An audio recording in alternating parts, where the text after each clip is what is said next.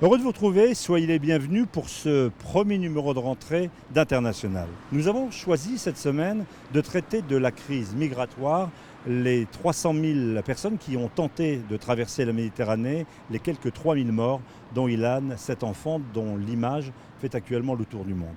Nous sommes ici à Genève devant le Haut Commissariat aux réfugiés et nous allons rencontrer Antonio Guterres qui est en charge de cette question pour les quelques 60 millions de réfugiés à travers le monde. International, dans un instant, la crise migratoire.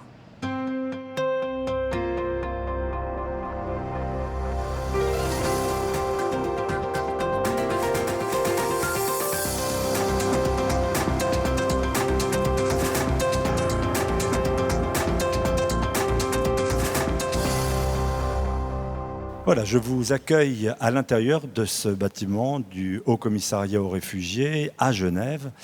Merci d'être avec nous, Antonio Guterres, haut commissaire. Vous allez nous parler de la situation de ces réfugiés, de ces migrants. Émission que nous réalisons toujours en partenariat avec RFI. Sophie Malibaud est avec nous. Et avec le quotidien Le Monde, Christophe Hayat, chef du service international également, nous a rejoint sur ce plateau.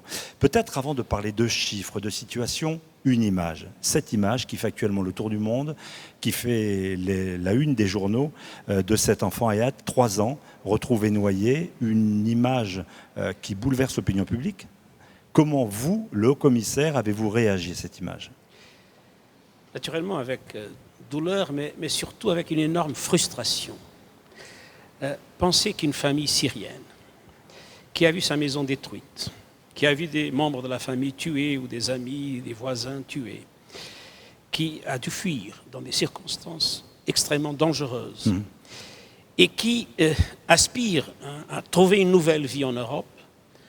Bon, quand il y a des vols de Turquie qui coûtent 40 € dans les compagnies low cost, pour tout le monde, cette famille qui a déjà tellement souffert a dû se mettre dans les mains des passeurs qui sont des bandits, qui violent leurs droits et qui les mettent dans des bateaux, dans des circonstances inacceptables. Et finalement, un père qui a vu ses enfants... et son épouse disparaître. Est-ce que cette image... Alors, la frustration, parce qu'on pourrait l'éviter s'il y aurait des mécanismes légaux pour que ces familles qui ont besoin de protection puissent entrer légalement en Europe, ça ne se passerait pas. On y vient dans un instant. Est-ce que cette image, compte tenu de son retentissement, peut modifier le comportement des Européens, les opinions publiques ? Je crois, pas seulement cette image, mais je crois que tout ce qu'on voit aujourd'hui, ou tout ce qu'on a vu dans les dernières semaines dans l'ancienne République de Yougoslave de Macédoine, ce qu'on voit à la frontière hongroise, et après cette image douloureuse, je crois qu'il y a un changement dans l'opinion publique européenne. Si vous me permettez, il y a toujours 2 émotions. Il y a des émotions de peur, quelquefois de xénophobie, et beaucoup d'agents politiques essaient d'instrumentaliser ces émotions, mais il y a aussi la compassion quand il y a un drame. Et ce que j'espère, c'est que les drames aujourd'hui puissent être de telle façon terrible que la perception des gens puisse faire que les sentiments de solidarité puisse surmonter les peurs, les autres émotions, et que l'opinion publique européenne devienne fortement favorable aux réfugiés et à son intégration en Europe. Sophie Malibaud, RFI. Monsieur Guterres, est-ce que votre frustration, elle ne vient pas aussi du fait qu'on a vu, il y a quelques mois déjà, on a déjà vu beaucoup d'images absolument atroces, notamment du côté de Lampedusa, donc sur les côtes d'Italie, avec déjà des naufrages vraiment avec beaucoup de morts. Et vous, en tant que haut-commissaire aux réfugiés, vous avez vu l'évolution de cette crise. Donc est-ce que votre frustration ne vient pas également de ça ? Oui, mais là, il faut dire en tout cas que quand l'opération italienne est terminée et que Frontex a commencé son opération, qui n'était pas une opération pour sauver des vies, mais essentiellement pour protéger les côtes européennes, nous avons insisté qu'il fallait mettre en place un système sérieux, efficace de sauvetage en mer dans la Méditerranée centrale. Et là, il faut reconnaître qu'après un certain temps, l'Europe a réagi. Et qu'aujourd'hui, il y a une capacité de sauvetage dans la Méditerranée centrale bien plus grande qu'il y a quelques mois. Là, on a réellement fait quelque chose. Mais ce qui est évident, c'est qu'aujourd'hui, le problème est essentiellement du côté grec. Et là, il faut le dire, l'Europe n'est pas du tout préparée pour recevoir, pour accueillir et pour trouver une solution à tous ces gens qui cherchent l'Europe par la Grèce. Christophe Ayad, Le Monde. Monsieur le haut-commissaire, qu'est-ce que doit faire l'Europe ? Vous avez vous-même proposé que les pays européens accueillent un certain nombre de réfugiés. Comment les Européens doivent organiser ce flux qui arrive et qui est en train de menacer pour certains d'entre eux, en tout cas les accords de Schengen, la libre circulation et même les règles de l'asile que l'Europe s'est données. Mais voyons les choses en perspective. Nous avons à peu près 4000 personnes qui arrivent en Europe par jour. C'est énorme, mais ce n'est pas la première fois dans le monde. Et on a vu des situations bien plus dramatiques dans d'autres pays. Alors, ce qu'il faut, la première chose, c'est avoir des centres de réception efficaces là où les gens arrivent. C'est-à-dire les îles grecques, le continent grec, et après, parce que l'Hongrie est devenue maintenant une frontière européenne de l'Union européenne, l'Hongrie et, dans la mesure nécessaire, l'Italie, qui a une capacité naturellement plus forte. Il faut une réception où les gens puissent sentir qu'elles sont accueillies, qu'elles sont bienvenues, où l'assistance essentielle soit donnée aux gens, où l'abri soit disponible. Monsieur Guterres, vous entendez déjà des politiques, notamment en France ou ailleurs, ou en Hongrie, dire que ça va créer un appel d'air. Non, mais pas du tout. Ce qu'on a vu au Méditerranée centrale, on disait que si on retirait l'opération italienne qui sauvait des vies, ça arrêterait le mouvement. Ce qu'on a vu au commencement de l'année, c'est que le mouvement a augmenté. Après, on a créé des mécanismes de sauvetage. Et le mouvement n'a pas augmenté. Parce que les gens sont en train de fuir par une raison de désespoir. Naturellement, ce n'est pas le fait que les gens soient traités humainement qui va emmener des gens à venir en Europe. Donc, ils sont dans les centres de rétention, ce que vous disiez à Christophe. Je n'ai pas dit de rétention, j'ai dit des centres d'accueil. D'accueil. C'est un peu ce que les Européens proposent, enfin certains Européens sous le terme de hotspot, c'est-à-dire des centres où on traite les demandes. C'est exactement ça, les noms. Mais il faut comprendre que c'est un centre où les gens puissent être bien accueillis, enregistrés effectivement, et après, on puisse déterminer ceux qui ont besoin de protection internationale, d'accord avec la loi internationale, et ceux qui n'en ont pas besoin. Et pour tous ceux qui ont besoin de protection internationale, c'est là que nous proposons qu'il y ait un système obligatoire de relocalisation, parce que c'est évident que la Grèce n'a pas la capacité de les accueillir et de les intégrer, que la Hongrie n'a pas cette capacité, de relocalisation obligatoire, d'accord avec une clé de répartition qui soit juste, par tous les pays européens. Mais la moitié d'entre eux n'en veulent pas, M. Guterres. Les pays d'Europe de l'Est refusent les quotas. La Grande-Bretagne aussi. Grande-Bretagne. Mais c'est là quelle autorité avez-vous alors exactement, M. Guterres, quelle autorité avez-vous pour les contraindre? Je n'ai pas aucune autre autorité que la loi internationale et l'autorité morale de ce qui me semble aujourd'hui une cause de profonde justice.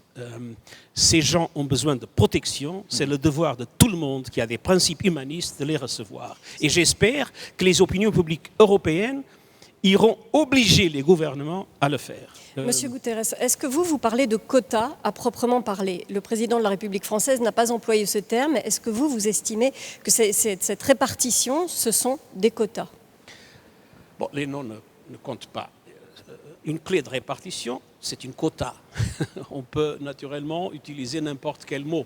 Mais je crois que ce qu'il faut, c'est que tous ceux qui ont besoin de protection, d'accord avec la loi internationale, puissent être accueillis par la totalité des pays européens, d'accord avec une clé de répartition ou une quota qui soit juste, qui soit proportionnelle aux capacités de chaque pays. Mais il faut en même temps que d'autres mécanismes puissent permettre à des gens de venir en Europe légalement. Et c'est là que la réinstallation traditionnelle, c'est là que l'admission humanitaire, dont nous avons eu quelques dizaines de milliers l'année passée. C'est là que la politique des visas, si cette famille qui a péri aurait eu Où seul le père a survécu. un visa, tout le monde serait en Europe sans problème. Des politiques plus flexibles de visa, des politiques en matière de réunification des familles, où l'Europe ne fait pas suffisamment. Alors si on a bien plus de mécanismes légaux pour que les gens puissent venir légalement en Europe, la capacité d'offre de ces organisations criminelles deviendra beaucoup moins efficace. Christophe Ayat. Monsieur le haut-commissaire, il y a un certain nombre de dirigeants européens qui sont hostiles à cette idée de quotas, de clés de répartition obligatoires, qui font remarquer qu'on demande beaucoup à l'Europe et on ne demande rien, par exemple, alors que le HCR est une organisation internationale, aux pays du Golfe, aux pays arabes, qui devraient montrer une forme de solidarité envers, par exemple, des populations syriennes qui fuient une guerre civile qui se passe dans leur propre région. Mais je viens hier de Abu Dhabi, où j'ai exactement demandé aussi aux pays arabes, aux pays du Golfe, de recevoir plus de Syriens. Et quelle était la réaction ? Il faut reconnaître que, premièrement, quelques pays du Golfe ont des programmes humanitaires très importants, et en Syrie et dans les pays limitrophes. Et aussi, si je vous donne un exemple, on a récemment fait un nouveau accord avec l'Arabie Saoudite, qui a à peu près 1 million de Syriens en Arabie Saoudite, et qui ont maintenant le droit au travail, à l'assistance médicale gratuite et à l'éducation gratuite. C'est-à-dire, il y a des pays qui font quelque chose, mais naturellement, nous demandons aussi à tous les pays du Golfe qui reçoivent plus de Syriens, comme nous demandons à tous les pays européens. Sophie Malibaud. Vous avez été à ce poste, monsieur le haut-commissaire, depuis 10 ans.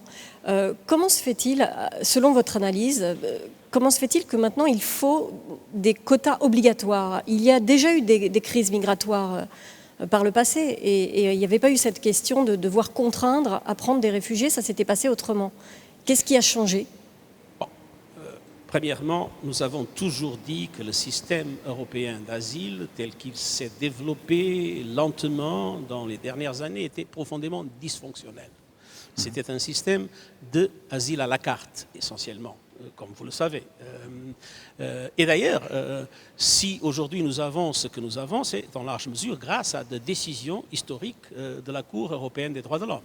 La première contre les pushbacks, les bateaux qu'à un moment donné l'Italie envoyait vers la Libye, si vous vous rappelez. Et la deuxième décision en évitant les renvois en Grèce, d'accord avec la règle à ce moment-là du Dublin 2. Alors le système est un système profondément dysfonctionnel. Ça marche pas, quoi. Mais il marche mal.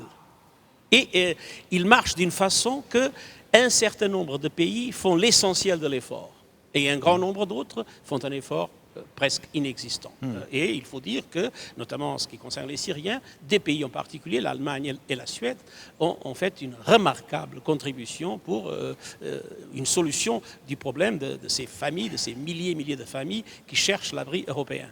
Mais qu'est-ce qui change aujourd'hui ? Ce qui change, c'est que maintenant nous avons une pression quotidienne de 4000 personnes qui entrent en Europe. Et là, le système n'est pas seulement dysfonctionnel, le système est devenu chaotique. C'est-à-dire, rien n'est en place pour permettre que ça puisse être géré d'une façon efficace et humaine. Et quand un pays essaie d'appliquer les règles, et nous voyons maintenant ce qui s'est passé en Fyrom et maintenant en Hongrie, un pays essaie d'appliquer les règles, mais ça immédiatement conduit à un blocage et à des situations de tension extrêmement difficiles et quelquefois tragiques. On va peut-être rappeler les chiffres depuis le début de l'année. On estime, ce sont les chiffres du HCR, qu'aux alentours de 300 000 personnes ont traversé la Méditerranée. On parle de 2700 morts, un chiffre qu'on ne connaîtra pas vraiment. Vous dites une répartition, effectivement, vous avez cité l'Allemagne, mais tous les pays d'Europe n'ont pas nécessairement non plus les mêmes besoins, la même situation démographique. Est-ce que c'est ce qui explique, par exemple, que l'Allemagne soit plus accueillante avec les réfugiés ? Bon, premièrement, l'Allemagne a une capacité économique Bien sûr. qui Mais elle a besoin d'une manœuvre qualifiée aussi. À une dimension qu'on doit reconnaître, mais il faut aussi signaler que l'effort allemand n'est pas proportionnel à l'effort d'autres pays. Et si on regarde la Suède, qui est un pays bien plus petit, on voit que vraiment ces deux exemples doivent être suivis par les autres pays dans la mesure de leurs possibilités, d'une façon qui soit une façon juste. On ne parle pas d'une répartition égalitaire, on parle d'une répartition juste de la contribution de tout le monde vers quelque chose qui est non seulement dans la loi internationale, mais dans les principes humanistes de l'Europe elle-même. Christophe.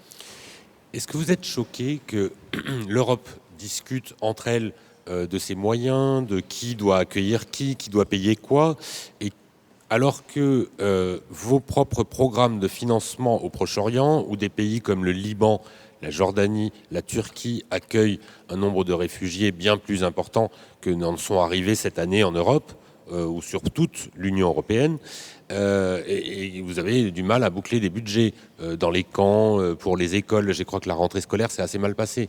Oui.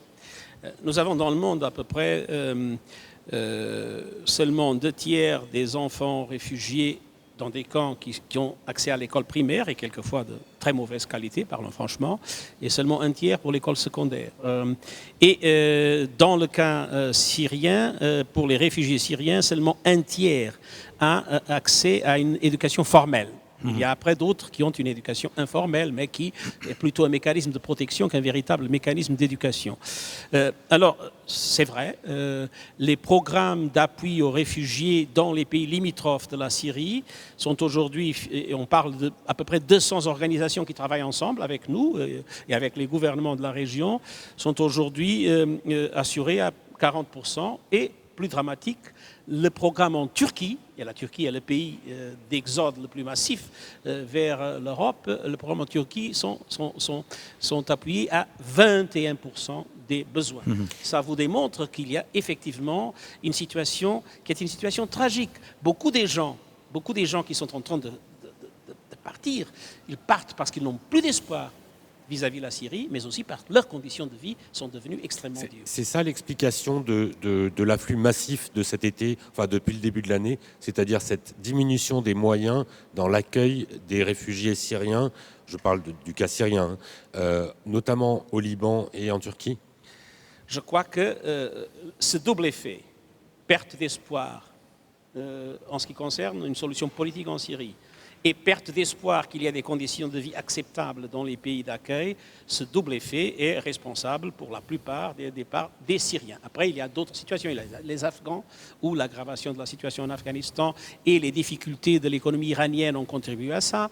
Il y a les Irakiens, c'est la guerre en Irak. Et après, il y a toute la question africaine, où nous avons des situations qui sont aussi des situations typiques de réfugiés, mais nous avons aussi des situations de migration économique qui sont dues à l'extrême pauvreté d'un certain nombre de pays justement, africains. Monsieur Guterres, la difficulté, est-ce que ça ne risque pas d'être justement de départager parce que finalement, quelquefois, les difficultés économiques, elles viennent de la guerre et quelquefois la frontière est impossible à dessiner entre immigrants économiques et réfugiés politiques. Bon, je crois premièrement que toutes les personnes qui traversent la mer dans ces circonstances sont des êtres humains et doivent voir respecter leur dignité et leurs droits de l'homme. Et après, et c'est pour ça qu'il faut dans la réception la détermination du statut de réfugié ou une méthode de screening similaire, après tous ceux qui ont besoin de protection d'accord avec la loi internationale et avec une évaluation juste de leur situation, ont droit non seulement à ce respect, mais ont droit à la protection effective des États européens, qui ont l'obligation de les recevoir et de les intégrer. Antonio Guterres, nous allons faire une pause sur les antennes de RFI et de TV5 Monde, le temps de faire un point d'actualité. Nous nous retrouvons immédiatement après, ici au HCR à Genève, pour parler, encore beaucoup de questions à vous poser sur la situation de ces réfugiés, sur cette actualité douloureuse. A tout de suite.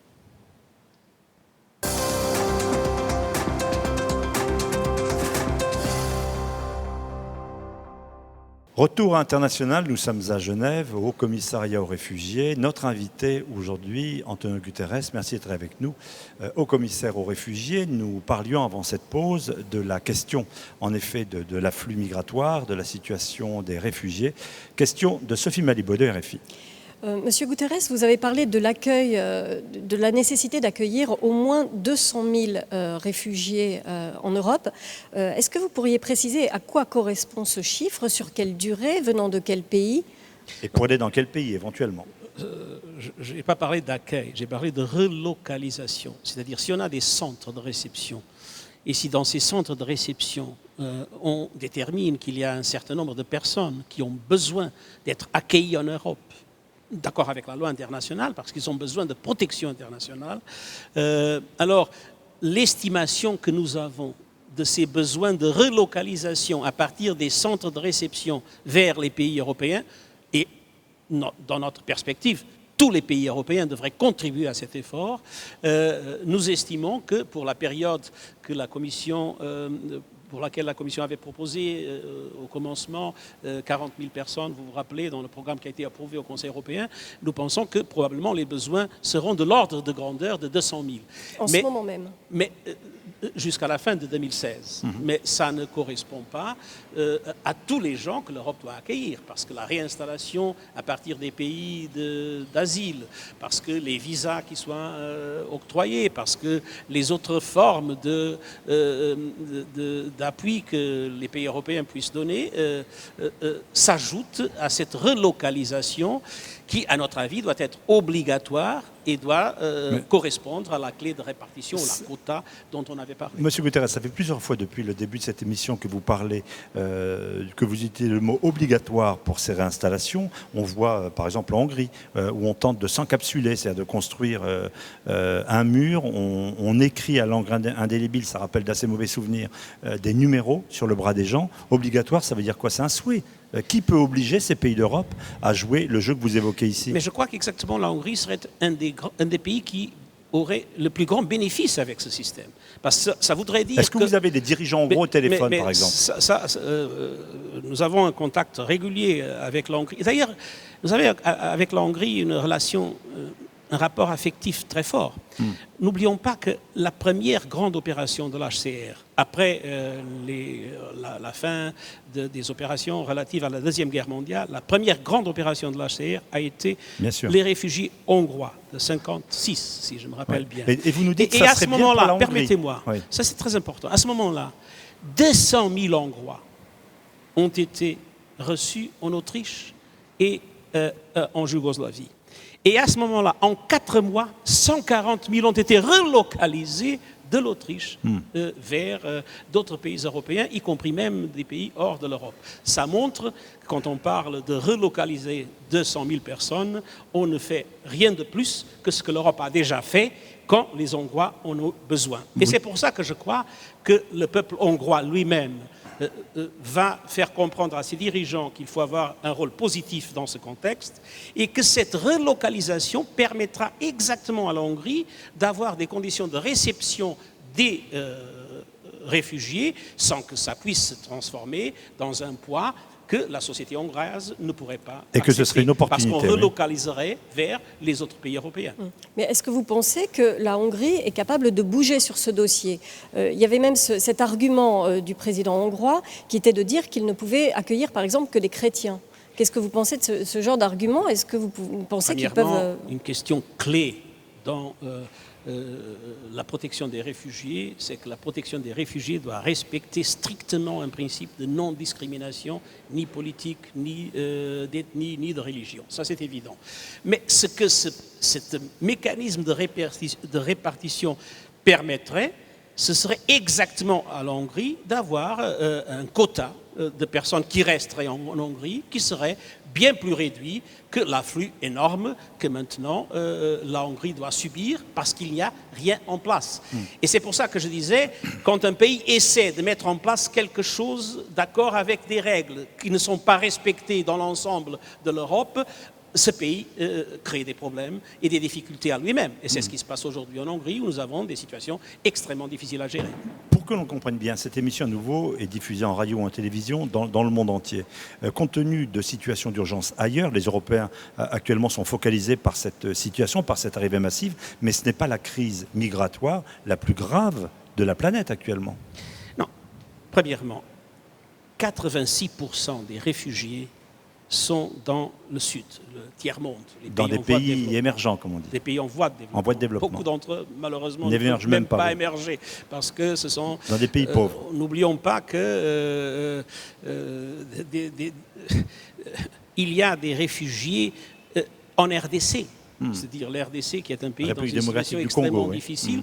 Il y a des réfugiés du Centrafrique et il y a des réfugiés du Rwanda. Donc majoritairement, les réfugiés sont au sud des pays pauvres. 86% des réfugiés sont dans des pays en voie de développement. Le Pakistan a eu à un moment donné plus de 5 millions de réfugiés afghans.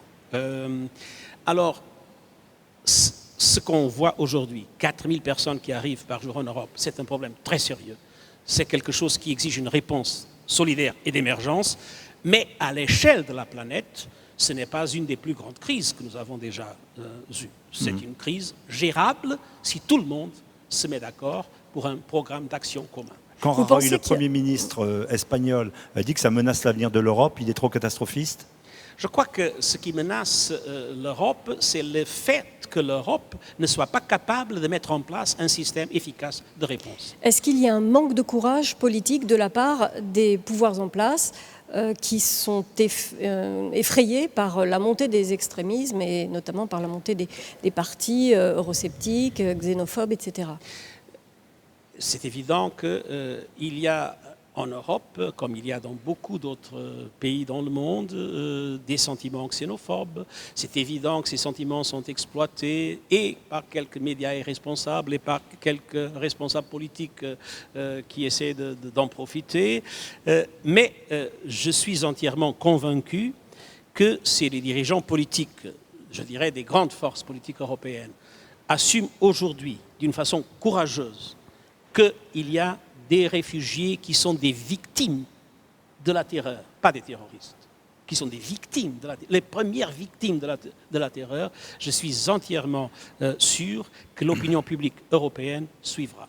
Le courage, quand il est sincère, contamine. Et Bruxelles, vous trouvez que les instances européennes, elles font leur travail en ce moment ? On est en dialogue constant avec la Commission et j'espère que la Commission puisse proposer brièvement des mécanismes bien plus forts pour que l'Europe puisse répondre à ce défi. Et j'espère que notre contribution aidera aussi la Commission à avoir l'impulsion politique pour que les États membres puissent accepter les nouvelles initiatives qui sont en préparation. Je rappelle que vous êtes européen, vous êtes portugais, je le précise pour nos auditeurs et téléspectateurs. Monsieur le haut-commissaire, à vous écouter, finalement, il y a une seule dirigeante européenne qui a fait preuve de courage politique, c'est Mme Merkel en ce moment. Pas une seule. J'ai entendu beaucoup d'autres dirigeants politiques en disant nettement qu'il faut recevoir les réfugiés, qu'il faut leur accorder la protection européenne, y compris, il y a une déclaration commune de Mme Merkel et du président français il y a 2 ou 3 jours, et j'ai entendu des dirigeants de beaucoup de pays, y compris des pays qui ont des attitudes négatives. J'ai entendu des dirigeants d'autres partis politiques qui disent non, il faut suivre l'exemple positif de ceux qui accueillent, il faut faire la même chose. Vous parliez de victimes de la guerre, du terrorisme, et à juste titre. Mais il y a quelque chose, est-ce qu'il n'y a pas quelque chose de choquant dans cette crise où tout le monde se préoccupe de trouver une solution, mais il n'est même plus question d'essayer de discuter de la racine du problème. C'est-à-dire que finalement, il est entendu que, semble-t-il, la Syrie est aux mains de gens comme Bachar el-Assad ou comme Daesh qui terrorisent les populations, bombardent avec des barils, égorgent, tuent, etc. Et que les Syriens, maintenant, il faut les accueillir plutôt que d'essayer de leur proposer un avenir, ou du moins même un présent un peu vivable. Non, mais je crois que les deux choses vont ensemble. Il faut, parce qu'il y a une situation d'émergence, et la paix ne sera pas pour demain, il faut recevoir les victimes de la guerre, Mais il faut aussi, et ça, c'est le niveau politique, il faut aussi trouver une solution à la crise syrienne. Et si vous voulez mon opinion, je crois que la seule chance de solution, c'est si les pays qui sont les pays qui appuient les parties du conflit, et ni le gouvernement, ni les partis d'opposition pourraient continuer cette guerre sans l'argent et les armes qui viennent de l'étranger. Alors si les pays qui sont ceux qui se sont engagés dans l'appui aux acteurs du conflit, si ces pays comprennent que Vous premièrement... pensez à la Russie, vous pensez à des pays de ce genre? Je pense naturellement, essentiellement, aux superpuissances traditionnelles, mais aussi aux puissances de la région, l'Iran, l'Arabie Saoudite, la Turquie. Il faut, si tous ces pays comprennent qu'aujourd'hui c'est une guerre où tout le monde est en train de perdre, qui est devenu un danger pour toute la région et qui est devenu un danger pour la paix et la sécurité au niveau global, je crois que ces pays devraient comprendre que c'est le moment d'oublier leurs différences, leurs divergences, qui sont naturellement compréhensibles, mais de se mettre ensemble pour arrêter ce conflit. Et j'espère, je crois qu'il y a récemment une petite lumière de contact qui se dégage, d'éléments qui nous permettent de penser que probablement on va essayer des chemins pour trouver une solution. Alors justement, mais c'est absolument essentiel de le faire parce que, comme vous l'avez dit, l'humanitaire ne résout pas le problème. Justement, pour prolonger la question de Christophe, est-ce qu'on peut être tenté de dire, plutôt que de renvoyer dos à dos, par exemple, Bachar el-Assad ou Daesh, de dire appuyons, par exemple, le pouvoir en place, de façon, donc Bachar, de façon à, vous savez que c'est une tentation notamment des Américains, de façon à intervenir sur les racines de ce mal, ou bien on ne peut traiter avec personne. Ce n'est pas à l'HCR de déterminer quelle est la solution politique. Non, vous appartenez à l'ONU. C'est à nous de dire, mais nous avons des obligations très nettes de maintenir une position strictement de neutralité et d'impartialité dans tous les conflits, de parler avec tout le monde et d'essayer de travailler dans toutes les régions, indépendamment de qui contrôle ces régions. Et nous nous tenons à le faire. Mais ce que nous disons, c'est que ceux qui ont une influence sur les acteurs du conflit doivent se mettre ensemble pour terminer ce conflit. Mais il y a quand même quelque chose de terriblement cynique et désespérant dans ce genre de situation. Prenons un autre exemple, un régime beaucoup plus faible que celui de Bachar el-Assad, l'Érythrée de M. Afewerki, qui depuis 10 ans remplit les bateaux de migrants en Libye quotidiennement et qui en plus a réussi à instaurer un système où il prélève une sorte de taxe sur l'argent envoyé par la diaspora qui lui permet de se maintenir au pouvoir. Est-ce que les Nations Unies, l'Union européenne peuvent laisser continuer ce genre de système où non seulement un dirigeant vit de son pays, mais en plus vit de cette manne que sont devenus les réfugiés et les exilés? Non, mais je crois qu'il y a... Est-ce qu'il n'y a pas des sanctions à mettre en place? Il y a beaucoup de situations dans le monde où il y a des régimes qui fonctionnent d'une façon qui correspond à une violation systématique des droits de l'homme. C'est à cause de ça que la protection des réfugiés est nécessaire. Et il y a deux domaines. Notre rôle, c'est de protéger les gens qui sont les victimes de ces situations. Le rôle des institutions politiques, et notamment du Conseil de sécurité des Nations Unies, c'est exactement d'essayer de créer les conditions pour que ces situations puissent se terminer. Oui, mais lorsque l'argent des réfugiés et migrants finit par servir à renforcer un régime qui les chasse, est-ce qu'il n'y a pas un moyen de sanctionner, d'éviter ces flux d'argent qui finissent par alimenter le régime? Mais c'est là le pouvoir du Conseil de sécurité de déterminer des sanctions vis-à-vis les pays qui violent des droits élémentaires de la personne humaine ou qui créent des situations de conflit qui génèrent des drames humanitaires terribles. Est-ce que... Il va y avoir, concernant l'Afrique, il va y avoir au mois de novembre un sommet Europe-Afrique. Est-ce que vous attendez, sur la question des migrations, vous attendez des engagements dans ce type d'instance? Est-ce que vous avez des attentes pour endiguer justement le flux des migrants venant d'Afrique, pour raison que ce soit politique ou économique? Ça, c'est un thème qui me passionne.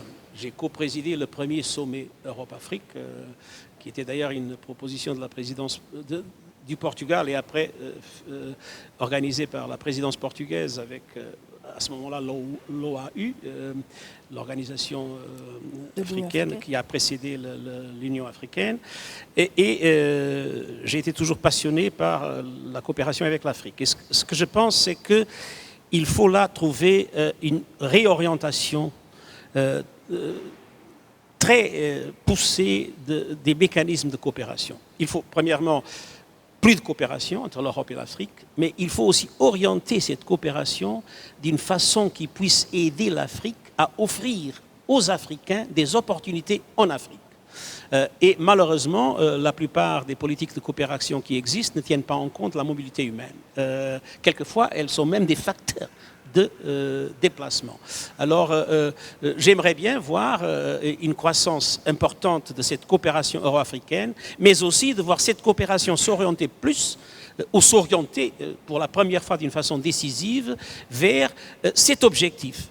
Aider l'Afrique à qu'elle puisse avoir des options pour les Africains en Afrique, et notamment, et c'est le domaine qui est peut-être le plus tragique pour l'Afrique, d'éviter cette fuite de cerveau où les cadres les plus qualifiés du continent africain viennent en Europe pour nos hôpitaux, pour nos écoles, pour nos centres. Et là, en général, tous les dirigeants politiques sont favorables. Mais je crois qu'il faut aller plus loin et il faut créer des conditions qui puissent faire que la migration soit une chose choisie et non une obligation inévitable pour que les gens puissent survivre. Ça fait des décennies qu'on se penche sur le problème du développement de l'Afrique. On a l'impression que maintenant, on met ça dans les mains des privés, des affaires publiques, puisque l'aide publique au développement n'atteint pas du tout les seuils nécessaires. Est-ce que c'est le secteur privé qui doit mettre les choses en main? Est-ce que c'est une démission du politique par rapport à ça? Non, je crois qu'il faut le privé, il faut le public, mais il faut surtout une stratégie, et une stratégie commune. Et c'est cette stratégie qui manque. Christophe Ayat? Oui, on parlait d'un sommet Europe-Afrique et un autre sommet très important à la fin de l'année, c'est COP21 qui s'occupe alors de climat, d'environnement. Ça peut paraître très loin, mais est-ce que ça fait 10 ans que vous êtes à votre poste, est-ce que vous commencez à voir de plus en plus de migration due au climat, aux questions climatiques, réfugiés climatiques. Et est-ce qu'on va aboutir un jour, prochainement, à un statut de réfugié climatique? Non, il y a deux sortes de déplacements forcés aujourd'hui dans le monde. Le premier, c'est le déplacement causé par des conflits ou la persécution. C'est ce qui est sous l'égide de l'HCR et de la Convention de 51. Et après, il y a le déplacement qui est forcé par un certain nombre de facteurs qui sont des facteurs naturels. Alors, les changements climatiques sont, à mon avis, le grand accélérateur de ces facteurs. Avec la croissance démographique et l'urbanisation. Alors, ces trois facteurs ensemble engendrent de plus en plus de conditions de dégradation de l'environnement, de conditions des problèmes de sécurité alimentaire, des problèmes de manque d'eau, etc., qui font que des gens soient obligés, non pas par des raisons politiques ou de la guerre, mais pour des raisons de survie, sont obligés à se déplacer. Et c'est là qu'il y a vraiment quelque chose qui manque dans le système de protection internationale. Parce que ces gens qui ne sont pas des migrants parce qu'ils ont choisi la migration, ils sont des migrants parce qu'ils sont obligés de fuir, n'ont pas aucun régime de protection. Il y a une initiative récente d'un nombre de pays qui s'appelle l'initiative Nansen, et nous l'appuyons fortement pour que la communauté internationale puisse créer des mécanismes capables d'offrir à ces gens aussi les mécanismes de protection internationale qui soient justifiés. Je n'aime pas utiliser le nom réfugié du climat parce que ce n'est pas seulement du climat. Il y a eu toujours des désastres naturels, il y a eu toujours la sécheresse, il y a eu toujours le Sahara est un désert récent. C'est pas seulement le climat, c'est l'ensemble de ces facteurs, de ces méga tendances qui font que de plus en plus des gens soient obligés de partir de leur communauté et pour lesquels il faut des réponses de la communauté internationale. Est-ce que vous pensez que la crise actuelle, telle qu'elle se déroule en Europe, va contraindre des pays, des grandes puissances qui ne sont pas forcément européennes, à prendre des mesures, se pencher sur des solutions? Je pense à la Russie, aux États-Unis, qui sont toujours dans la politique du veto. Est-ce que vous pensez que cette crise va bouleverser les habitudes ou est-ce qu'on va assisté au même blocage au niveau du Conseil de sécurité. Non, je ne crois pas que ce soit la crise européenne qui va changer le fonctionnement du Conseil de sécurité. Ce que je crois, c'est que les dangers pour la paix et la sécurité au niveau global, de la multiplication des crises que nous avons, un jour obligeront les grandes puissances à comprendre qu'il faut mieux se mettre d'accord. Est-ce que vous considérez qu'on est au début d'une vague encore plus importante de migration autour de l'Europe et dans le monde? Ou est-ce qu'on est sur une période de crise relativement limitée, compte tenu des facteurs nouveaux que vous évoquez sur le climat, sur déstabilisation économique? Est-ce que vous redoutez que vous-même ou votre successeur ne soit contraint de gérer? Actuellement, on estime autour de 60 millions dans le monde de personnes dans cette situation, que ce chiffre est appelé malheureusement à croître. Si on regarde le déplacement à cause des conflits, on a assisté à une accélération absolument incroyable dans les dernières années. Je peux vous donner les chiffres. 2010, 11 000 personnes par jour. 2011, 14 000 personnes par jour. 2012, 23 000 personnes par jour. 2013, 32 000 personnes par jour. 2014, 42 500 personnes par jour. Et ça veut dire qu'il y a une multiplication de conflits partout dans le monde et que les vieux conflits n'ont pas de solution.